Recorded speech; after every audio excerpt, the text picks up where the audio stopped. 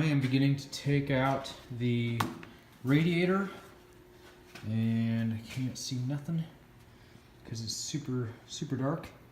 Now on the passenger side, there's a big giant super duper tube that goes from the engine into the bottom right side of the radiator, and I've already taken off the big super duper tube that goes from the top of the engine, from the top of the engine, whoop, there it is, and that actually goes to the top left of the radiator. Alright, YouTubers, so quick update on the Camaro. I've been working on replacing the fuel pump, and one of the bolts that was inside of the, it was attaching the plate. I'll show you. It's attaching the, or whatever this plate is called, metal plate. These two bolts are what are attached to the engine block. This bolt, when I tried tightening it back in, it snapped in half, and I think I already threw it away, so I can't really show you, but this is what it looked like. That's what it used to look like anyway. So it snapped in half, and it's flush with the engine block. The inner part, the threaded part of the bolt is actually flush with the engine block. So super upset about it, and me being Nick the new guy when it comes to vehicle restoration, I thought, well, that's the end. Crap, I gotta get a new engine. So silly me. What I ended up doing was I purchased a it's not a pick, but I'm using it as a pick, the punch. I purchased a punch, and I already knew that this bolt, since I already had it out and that I was attempting to tighten it when it snapped off, that it wasn't rusted or otherwise welded to the engine block or fuel pump housing, whatever that's called. So I knew that it was still loose, and what it shouldn't have been, or it shouldn't be too big of a problem. The issue was, of course, lack of space. And initially I bought the punch so that I could punch a hole right in the middle. But I don't know if you can see, but it is just, it's not a flat surface. It broke off, and there's like a piece of it that's poking out, and so it would have been really difficult to punch a hole in the center and then use an easy out to get it.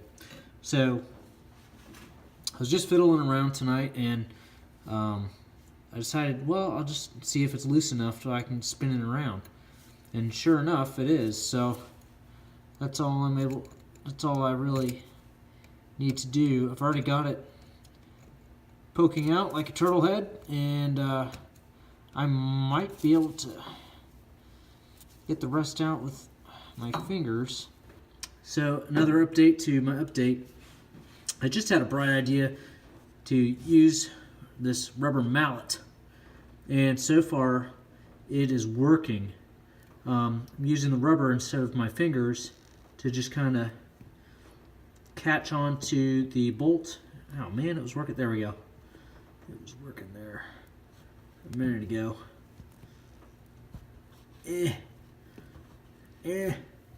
Alright, so it's pulled out enough now.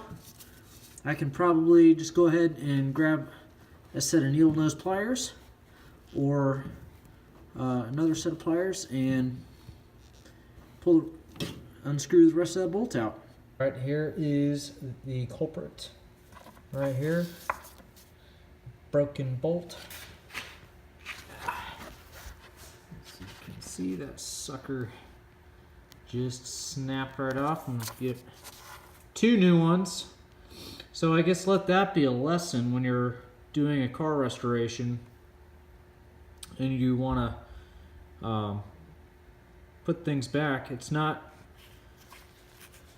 only important to replace the big parts, I guess, such as the fuel pump. It's also good to replace the bolts as well. So let that be a lesson. That is what I intend to do from here on out. So the other thing I did was this, I keep calling it a plate, metal plate. I'm not exactly sure what it is. You can tell it's already a little bit dirty, but I went ahead and I cleaned it, as well as this metal rod too. Looks all nice and shiny, but I tell you, before I cleaned it, they were not so nice and shiny. You can still see that band right there, but everything below that line was just encrusted with oil, and it was pretty bad. It was just all hardened and everything, and there's a little bit right here as well. The stuff I ended up using, which was pretty good, was this seafoam stuff, and it worked out pretty great. I just put it inside of a plastic container, and voila, well, it didn't come off just like that. I actually ended up using a scratch pad as well, that I got from the wife, and that actually worked so well that I went out and I bought more green scratch pads. So that was the liquid that I used and the method that I used to clean this metal rod, as well as that plate there. And the plate, one side of it, the side where this metal rod was, oops, I guess it would go like that, was hitting up against it like that, was just absolutely encrusted with old oil, hardened oil, and it was just disgusting. But now it looks awesome, and of course I got this little guy, this little gasket, brand spanking new, and all I need to do is just glue this on.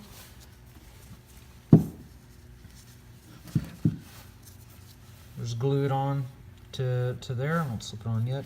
We've got some little jelly right there and everything. And then, well, actually, first I'll put the plate on.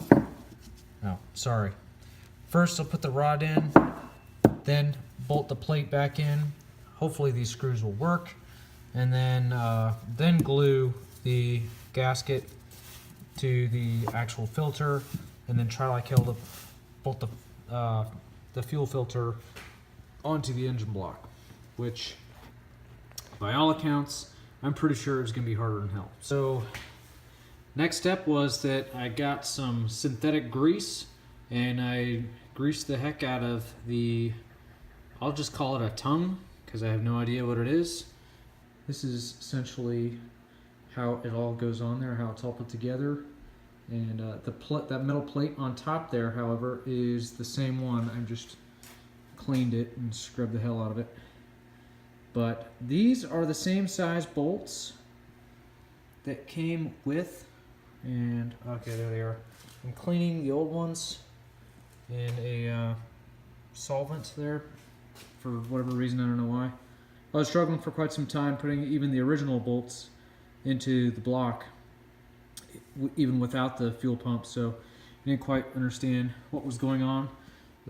What helped me was to loosen up that metal plate right there, and then as soon as I loosened it up, I just put the bare bolt in through the hole and went right through, threaded right through, easy as pie. So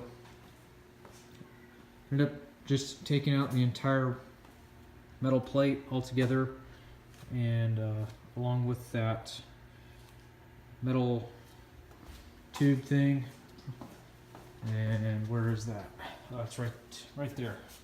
What I really wanted to record here is how little space that those bolts actually poke out of that metal plate. That's why it's so difficult to put these damn things on there, because that's all that you get right there. I know there's more room than that to screw it in. So if I can't get this to work, I'll probably spend a couple hours on it. If I can't get it to work, then I'll just go ahead and buy similar bolts but longer, and then hopefully I can get that to work. All right, that's it for now. Jeez, criminy. All right, so here's the push rod right here. That's what I'm going to call it. This is going to go up there, and it sits kind of at an angle. All right, once the push rod is up there, I'm going to bolt this metal plate up here with the bottom 2 holes right there, and that's where they go in. The top 2 holes is where the actual fuel pump gets bolted onto. All right. Let's see if it works. Also, before I get started, I wanted to mention that I also, believe it or not, I cleaned the inside of this, what I call the cavity for the fuel pump. I just used some of the cleaner, the engine block cleaner that I purchased at the auto parts store, and I didn't get all of it, obviously. It's pretty, you can't really tell from the video, I don't think, but it's pretty crusted in there really good. And I was also told by a friend of mine, a mechanic friend of mine, that it wasn't really necessary to get all of that out, but that's what I did anyway. And so now that that is cleaned and all of the other parts are cleaned, I'm going to go ahead and put this thing together.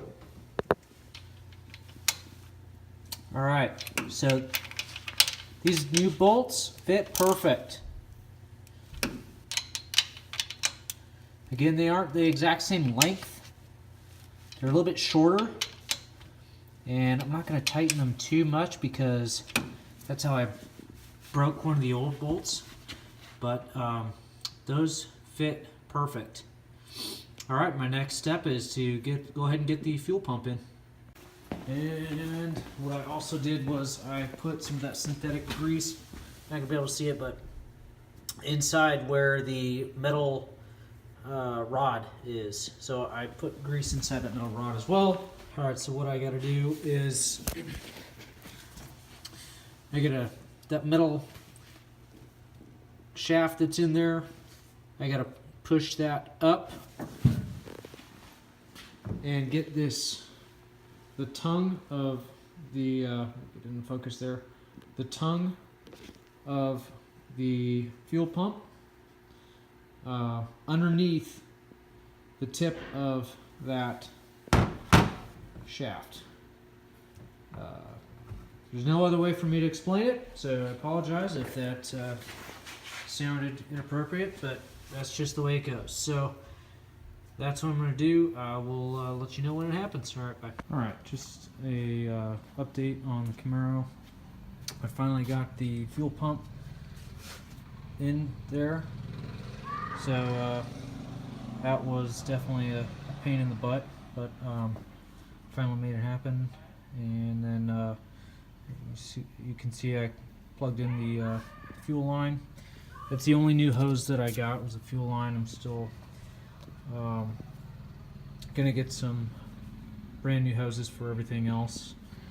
I've just been a little slow at going out and purchasing those.